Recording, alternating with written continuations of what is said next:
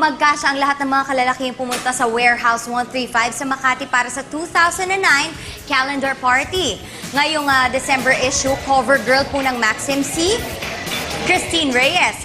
Daring at sexy si Christine sa makikitang pictures sa nasabing magazine, kaya naman halos lahat ng pumunta ng gabing iyon ay todo nagpa-autograph signing sa aktres. May iba pang halos lahat ng post ni Christine sa magazine ay pinapirmahan.